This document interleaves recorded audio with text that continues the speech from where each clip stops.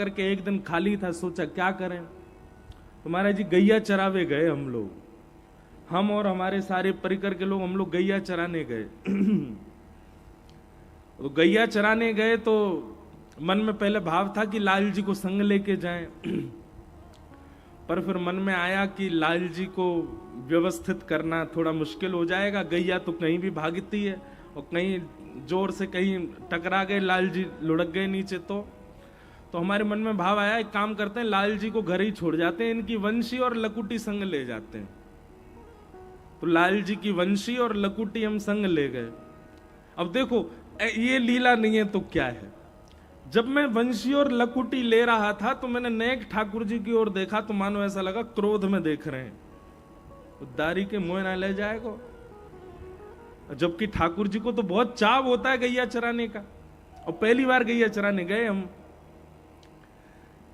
फिर भी ये भी थोड़ा अनुभव हुआ कि क्रोध में है, फिर भी हमने कही नहीं नहीं आप बैठे रहो, कल जलंधर निकलना है, कहीं अभी गिरा गए तो फिर कैसे संभालेंगे हम आपको, आप बैठो, हम वंशी और लकुट ले जा रहे हैं, इसके भाव से आप चल दो। खूब धूप पड़ रही थी, हम तो विलंब कर रहे थे कि भाई थोड़ा और विलंब से जाएं, एक छाया हो जाए तब जाएंगे गैया चरावे। लेकिन फिर भी मन में था कि चल देते हैं। 2-3 बजे का समय, गौशाला पहुंचते ही न जाने कहां से गड़गड़ गड़गड़ गड़गड़ करते काले काले बादल आए। और ये ताली बजाई वाली बात नहीं है, सुनो पहले। गाड़ी से उतरते ही मूसलाधार बारिश, मतलब कोई दूर दूर तक कोई था ही नहीं बारिश का योग। और इतनी बारिश इतनी बारिश इतनी बारिश भाई कि महाराज हम सब ग्वारिया बने बैठे रहे, गैया चराई नहीं पा रहे। और तब मन में भाव आवे, अच्छा गैया को बारिश से खूब, वो बारिश में निकलती नहीं, उछलने लगती है। हमने कि क्या करें। वहीं एक भवन सा था, उसके नीचे बैठे बैठे सोचते रहे बारिश बंद हो तो गैया चराएं। बारिश इतने में बज गए 5-6 बज गए शाम के। और जैसे ही सब साक्षी थे हमारे साथ के सब लोग, जैसे ही मैं बाहर जाऊं, बाहर जाती बारिश शुरू हो जाए, जैसे ही मैं भीतर कमरा में आऊं तो बारिश बंद हो जाए। मैं समझ गया, मैंने कि लाल जी आनंद कर रहे हैं, लाल जी कह रहे हैं कि मुझे लेके ना गए, अब तू चरा के दिखा गैया। मुझे तो लेके गए हो नहीं है। लेकिन हमने भी थोड़ी हट करी। मैंने कि ठाकुर जी इतने दिनाते सेवा कर रहा हूं, अब अधिकार तो मुझको मिल गया आपसे लड़वे को, मैं हूं चरा के आऊंगा आज गैया। रिमझिम बारिश थी, हम जबरदस्ती गैयान को, मैंने चलो सबरी चरवे। और गैयान को लेकर के गए, जैसे ही पहुंचे मैदान में, इतनी जोर की बारिश भाई, गैया तो भाग गई सब गौशाला में, हम फंस गए, मैं भीज गए ऊपर से नीचे तक, नीचे पूरा दलदल है गयो। और वही को प्रमाण की जैसे घर लौट के आए, तीव्र बुखार रात में। लाल जी से 2 दिना से क्षमा मांग रहे हैं, अगली बार आपको ले चलेंगे, अब ये बुखार ठीक कराओ। ठाकुर जी बुखार नहीं देते, ये ठाकुर जी ने नहीं दिया। ठाकुर जी बल्कि ये कहना चाह रहे थे कि मोय लेके चलतो तो मेरो तो स्वरूप ही गिरवरधारी है, ऐसो गिर्राज उठातो कि इंद्र तेरो कछु बाल बांको नहीं कर पातो, तो पे एक बूंद नाए गिरन दे, तो बड़े भाव से तू गैया चरातो, तू मोय लेके क्यों नहीं गए हो?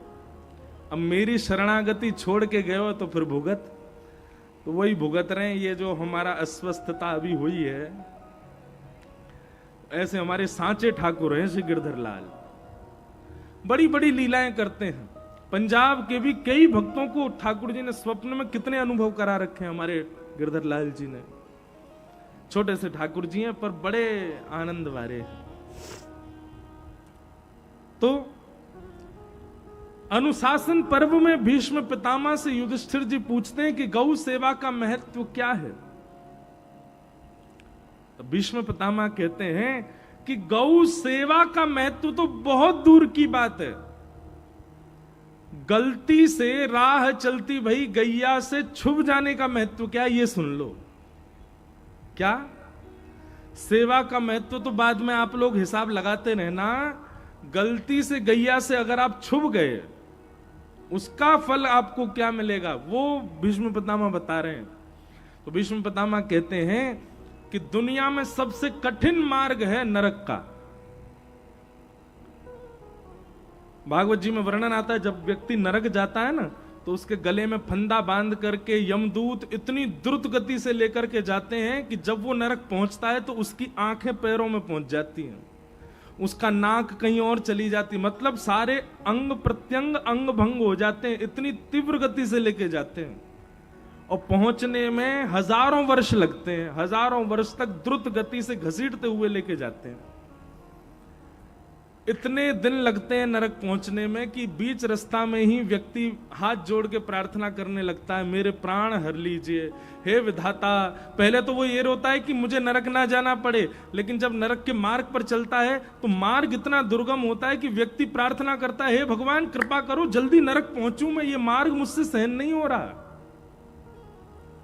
उस मार्ग पर ले जा करके जैसे ही नरक आने वाला होता है, यमदूत उसके गले का फंदा छोड़ देते हैं और उसको एक नदी में डाल देते हैं। उस नदी का नाम क्या है? वैतरणी। क्या नाम है? वैतरणी।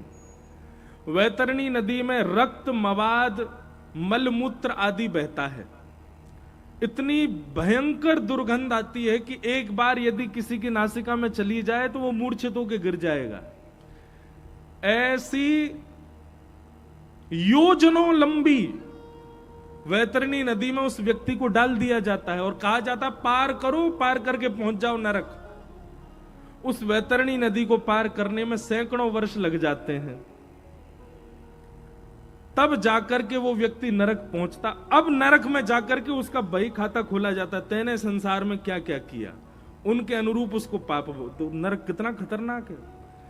नरक में जाकर के केवल अपने पाप भोगने मात्र नहीं करने, हमको मार्ग और बीच की वैतरणी इतनी खतरनाक है, बाद में भोगना वो अलग है। लेकिन भीष्म पितामह कहते हैं, भैया यदि कोई व्यक्ति गलती से भी वेद लक्षणा भारतीय गौवंश की गैया का यदि स्पर्श कर ले तो उसका प्रभाव क्या होता है कि यदि उस व्यक्ति को पाप के कारण नरक जाना है तो मार्ग में आने वाले मार्ग का अवरुद्ध और वैतरणी का अवरुद्ध, वो दोनों सुरभि गैया अपनी पूंछ पकड़वा करके उस व्यक्ति को दोनों क्षण भर में पार करा करके उसको नरक पहुंचा देती है।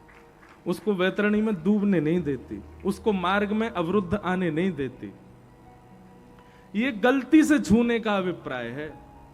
और यदि कोई व्यक्ति भाव से नित्य पर, एक कथा सुना है, लीला। ठाकुर जी मैया से जिद कर रहे हैं, मैया मैं गैया चरावे जाऊंगा। इतना सुंदर पद है चीत स्वामी जी का, आगे गाय पाछे गाय, इत गाय उत गाय, गो